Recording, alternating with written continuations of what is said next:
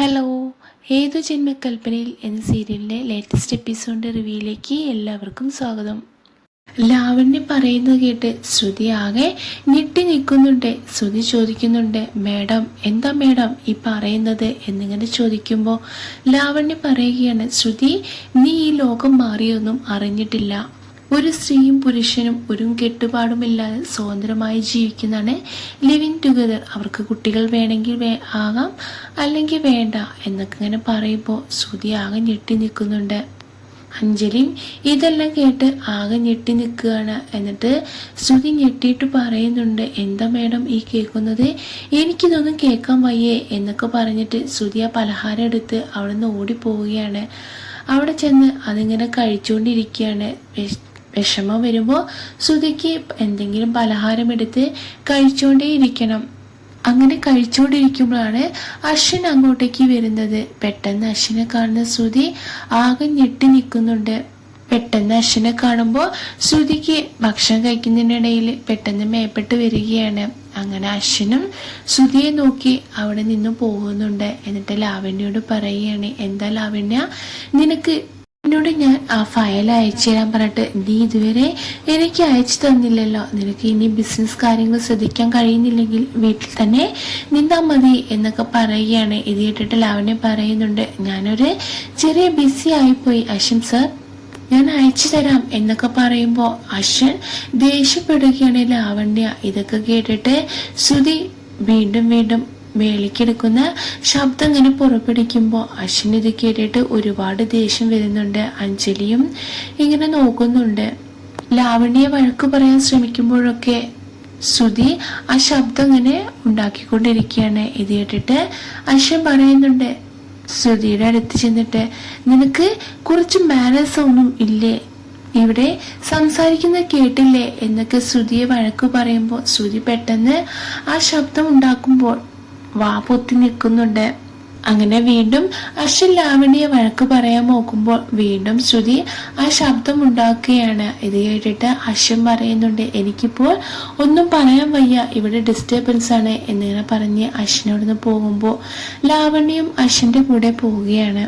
അങ്ങനെ അഞ്ജലി വന്ന് ശ്രുതിക്ക് വെള്ളം എടുത്തു കൊടുക്കുമ്പോൾ അഞ്ജലിയോട് ശ്രുതി പറയുന്നുണ്ട്, സോറി മേഡം, ഞാൻ പെട്ടെന്ന് ലാവണ്യ മേഡം അത് പറയുന്നത് കേട്ടിട്ട് എനിക്ക് ടെൻഷൻ വന്നാൽ എനിക്ക് എന്തെങ്കിലും കഴിച്ചുകൊണ്ടിരിക്കണം എന്നൊക്കെ ഇങ്ങനെ പറയുമ്പോൾ അഞ്ജലി പറയുകയാണ്, ഈ കാര്യം തന്നെയാണ് എനിക്കും മുത്തശ്ശിക്കും ഇവിടെ ഒരു വല്ലാത്ത വിഷമം എന്നൊക്കെ ഇങ്ങനെ പറയുക കേട്ടോ ചെയ്യുന്നത്. അങ്ങനെ ശ്രുതി പറയുന്നുണ്ട്, ശരി മേഡം, എന്നാൽ ഞാൻ പോയിക്കോട്ടെ, സമയം ഒരുപാടായി, നേരത്തെ അവിടെ എത്തണം എന്നൊക്കെ പറയുമ്പോൾ അഞ്ജലി പറയുന്നുണ്ട്, നാളെ നേരത്തെ വരണം, അഷ്ടമി രോഹിണിയല്ലേ എന്നൊക്കെ പറയുമ്പോൾ ശ്രുതി പറയുന്നുണ്ട്, അവൻ്റെ മേടത്തെ ഞാൻ നാളെ റെഡിയാക്കി നിർത്തിയിരിക്കും എന്നൊക്കെ പറയുമ്പോൾ അഞ്ജലിക്ക് അത് ഒരുപാട് സന്തോഷമാവുകയാണ്. അങ്ങനെ ശ്രുതി അവിടെ നിന്ന് പോകുന്നുണ്ട്.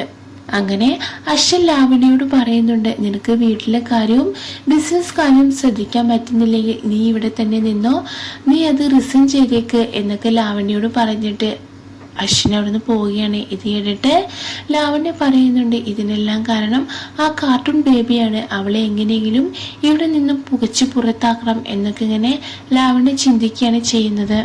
അങ്ങനെ ശ്രുതി വീട്ടിലേക്ക് ചെന്ന് അവിടെ വെള്ളം കുടിച്ചിരിക്കുമ്പോൾ രാധ അങ്ങോട്ടേക്ക് വരുന്നുണ്ട്. എന്നിട്ട് പറയുന്നുണ്ട്, ഓ നീ വന്നോ, നിനക്ക് തോന്നുമ്പോൾ ഇവിടെ നിന്നും ഇറങ്ങി പോകാം, തോന്നുമ്പോൾ വരാം, ഇതൊക്കെ കണ്ടിട്ട് എനിക്കിവിടെ ഇരിക്കാൻ വയ്യ, നിന്നെ കുറിച്ച് ആലോചിച്ച് ടെൻഷൻ കൊണ്ട് എന്നൊക്കെ ഇങ്ങനെ പറഞ്ഞ് രാധ ദേഷ്യപ്പെടുകയാണ് ശ്രുതിയോട്. രാധ അവിടെ നിന്ന് പോകുമ്പോൾ പ്രീതി അങ്ങോട്ടേക്ക് വരുന്നുണ്ട്. എന്നിട്ട് പ്രീതി ശ്രുതിയെ നോക്കുമ്പോൾ ശ്രുതി ആകെ ടെൻഷൻ അടിച്ചിരിക്കുകയാണ്. അങ്ങനെ ശ്രുതിയോട് പറയുന്നുണ്ട്, എന്ത് പറ്റി ശ്രുതി, നിനക്ക് എന്താ നിന്റെ മുഖമാകെ വെല്ലാണ്ട് ഇരിക്കുന്നേ എന്നിങ്ങനെ ചോദിക്കുമ്പോൾ ശ്രുതി പറയാണ്, ചേച്ചി ആ അശ്വിൻ ആള് ശരിയല്ല, ചേച്ചിക്കറിയോ ഈ ലിവിങ് ടുഗദർ എന്ന് പറഞ്ഞാൽ എന്താ എന്നിങ്ങനെ ചോദിക്കുമ്പോൾ പ്രീതി പറയുന്നുണ്ട്, ഒരാണും പെണ്ണും പരസ്പരം ഒപ്പം ജീവിക്കുന്നല്ലേ എന്നൊക്കെ പറയുമ്പോൾ അത് മാത്രമല്ല ചേച്ചി, അവര് കല്യാണം കഴിക്കുന്നത് പോലെ ജീവിക്കുന്നതാണെന്ന് ഇങ്ങനെ പറയാട്ടോ. ഇത് കേട്ടിട്ട് പ്രീതി ആകെ ഞെട്ടി നിൽക്കുന്നുണ്ട്. എന്നിട്ട് ചോദിക്കുന്നുണ്ട്, അതിനെന്ത് ശ്രുതി, എന്ത് പറ്റി എന്നിങ്ങനെ ചോദിക്കുമ്പോൾ ആ അശ്വിൻ സായിറാമും അങ്ങനെ തന്നെ ജീവിക്കാൻ പോവുകയാണ്, അത് ആരുമായിട്ടെന്ന് അറിയോ ചേച്ചിക്ക് എന്നിങ്ങനെ ചോദിക്കുകയാണ്. ഇല്ല, ആന എന്ന് ചോദിക്കുമ്പോൾ ആ ലാവണ്യ മേഡത്തിനെയാണ് പറയാണ്. ഇത് കേട്ട് പ്രീതി ആകെ ഞെട്ടി നിൽക്കുന്നുണ്ട്.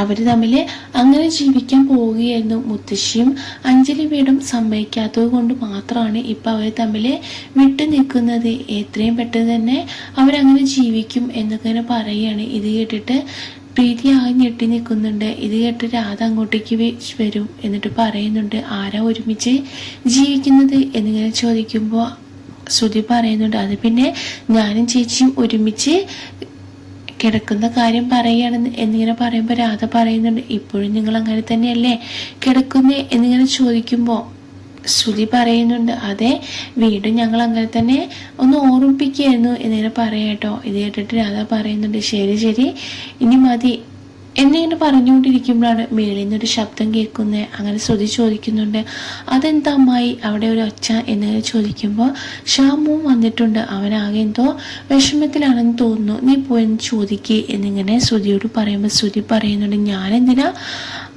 ചോദിക്കുന്നേ എന്നിങ്ങനെ ചോദിക്കുമ്പോൾ രാധ പറയുകയാണ്, നിന്നോടാണെങ്കിൽ അവൻ കാര്യം പറയും, അതുകൊണ്ടല്ലേ എന്നിങ്ങനെ പറയുമ്പോൾ പ്രീതിയും പറയുന്നുണ്ട്, ചെന്ന് ചോദിക്കുക എന്നിങ്ങനെ പറഞ്ഞ് ശ്രുതി അങ്ങോട്ടേക്ക് ചെല്ലുകയാണ്. അങ്ങനെ ശ്യാമ ആ ടെൻഷൻ അടിച്ച് അങ്ങോട്ടും ഇങ്ങോട്ടും നടക്കുമ്പോൾ ശ്രുതി ചെന്ന് നോക്കുമ്പോഴാണ് ബാഗൊക്കെ എടുത്ത് വെച്ചിട്ടുണ്ട്. എന്നിട്ട് ശ്യാം സാറിനോട് പറയുന്നുണ്ട്, ശ്യാം സാറെ എങ്ങോട്ടാക്കുക ഈ ബാഗുമായിട്ട് എന്നൊക്കെ ഇങ്ങനെ പറയുമ്പോൾ ശ്യാം പറയാണ്, ഞാനിവിടുന്ന് പോവുകയാണ് ശ്രുതി. ഇത് കേട്ട് ശ്രുതി ആകെ ഞെട്ടിയിട്ട് പറയുന്നുണ്ട്, പോവുകയാണെന്നോ, അതെന്ത് പറ്റി സർ?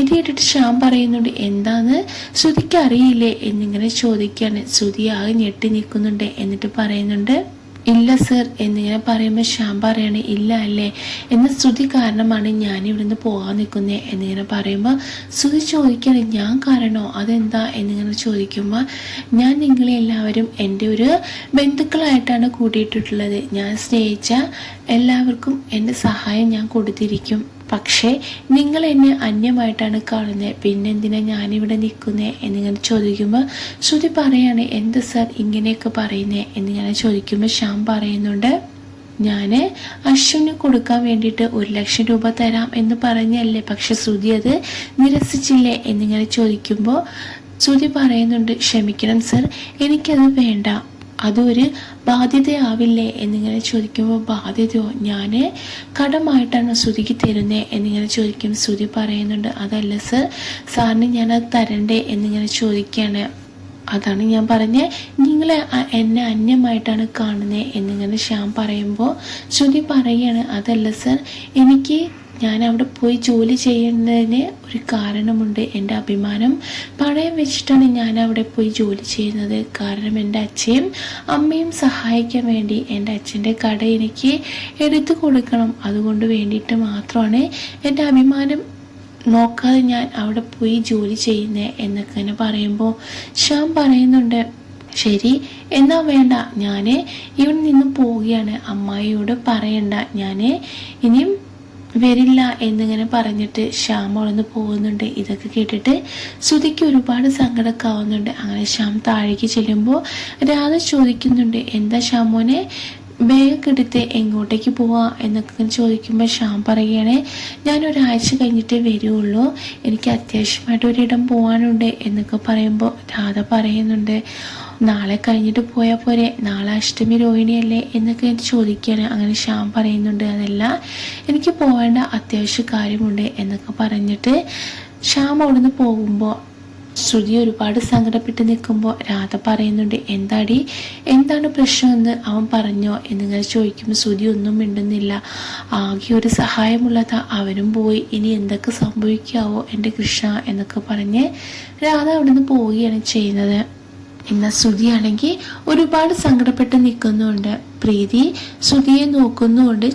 പിന്നീട് കാണിക്കുന്നത് അഞ്ജലിയും മനോരമയുടെ ഹസ്ബൻഡും കൂടി അവിടെ വാർത്ത കണ്ടുകൊണ്ടിരിക്കുകയാണ്. അപ്പോഴാണ് 4 വിവാഹം കഴിച്ച ഒരാളെ കുറിച്ച് വാർത്ത കേൾക്കുന്നത്. അങ്ങനെ ശ്യാം അങ്ങോട്ടേക്ക് വരുമ്പോൾ മനോരമ പറയുന്നുണ്ട്, കേട്ടോ ശ്യാമോനെ, ഇവനെയൊക്കെ എന്താ ചെയ്യണ്ടേ എന്നൊക്കെ ഇങ്ങനെ ശ്യാമിനോട് പറയുമ്പോൾ ശ്യാം പറയുന്നുണ്ട്, ലോകം മാറിയത് ആൻറ്റി അറിഞ്ഞില്ലേ, എത്ര പേരങ്ങനെ കോടതിയിൽ വന്നിട്ടുണ്ട്, ഞാനിതൊക്കെ എത്ര കണ്ടതാ എന്നൊക്കെ ഇങ്ങനെ പറയുമ്പോൾ അഞ്ജലി പറയുന്നുണ്ട്, എങ്ങനെ ഒരു സ്ത്രീയെ ചതിക്കാൻ കഴിയുന്നു, ആ സ്ത്രീ എത്ര സ്നേഹത്തോടെ എത്ര വിശ്വാസത്തോടെ അയാളുടെ കൂടെ കഴിയുന്നതായിരിക്കും, എങ്ങനെ ചതിക്കാൻ കഴിയുന്നു എന്നൊക്കെ ഇങ്ങനെ പറയുമ്പോൾ ശ്യാം ഇങ്ങനെ പ്രത്യേക രീതിയിൽ നോക്കുന്നുണ്ട്.